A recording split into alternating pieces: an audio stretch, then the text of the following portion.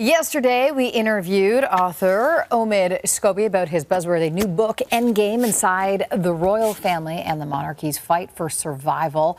We asked Omid to stay with us after the show to continue the conversation. Here's that convo.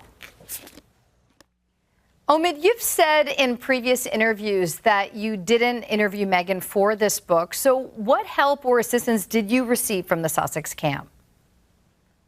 Yeah, there's so much mystery around who my sources are, where my information comes from. And I'm often called Meg's pal or, the mouthpiece for the couple. And, I find some of those narratives extremely problematic for a number of reasons, and also amusing that no one ever questions other royal reporters and authors where their information comes from.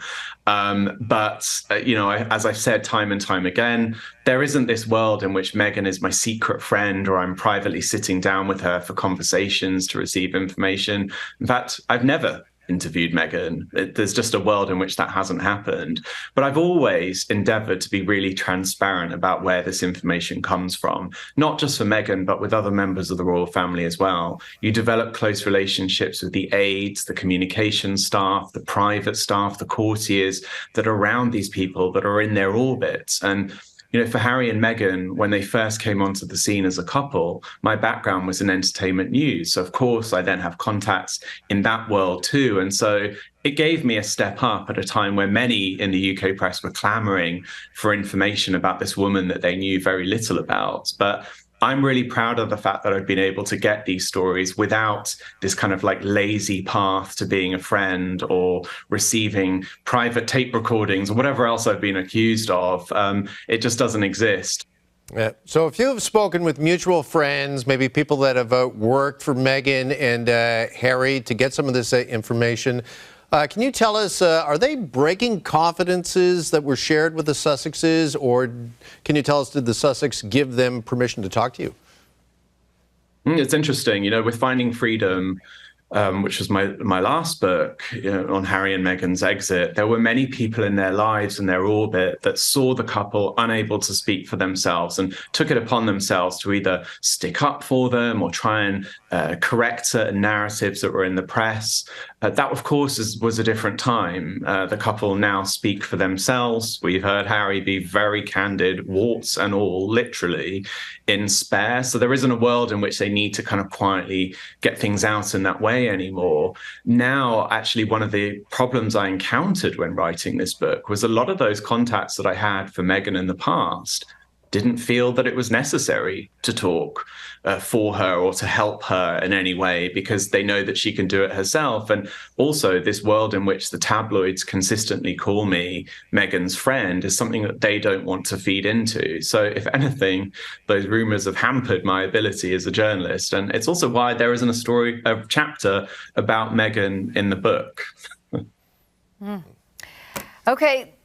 This hasn't been the easiest year for Harry and Meghan in terms of their commercial ventures. Do you think they can succeed with new ventures that aren't royal related? And have they drained the royal well?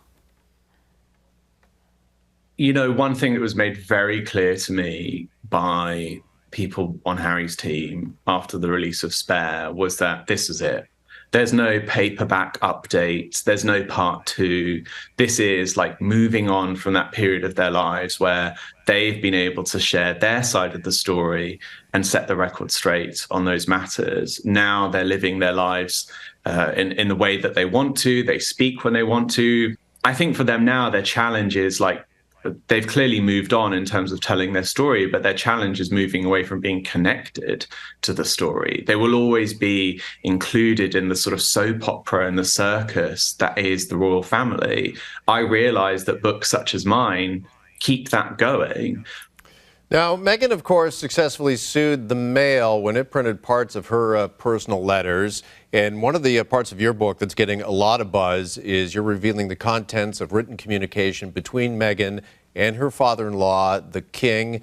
Is there any concern or worry on your behalf or your publishers that perhaps you're open to legal action from Meghan or others? the Mail on Sunday was sued for reprinting the large extracts from a private letter. Now, if they had reproduced one line, maybe that case never would have ended up with the result that it was. This book doesn't reprint one word from those letters. It simply summarizes information that has been shared with me about the letters from a number of different sources. You know, within royal households, if you think a letter goes from A to B and there's no one in the middle of it, you're ill-informed. There are assistants that are literally opening a letter, reading it, sharing the contents of that with a member of the royal family, and then talking about it with several other staff behind the scenes. You know, this is an environment where information about members of the royal family is never private. Finally, your book is titled Endgame, and in the final chapter, you reference the final stages of a chess game after most of the pieces have been removed from the board. Do you feel the royals are reaching their end game?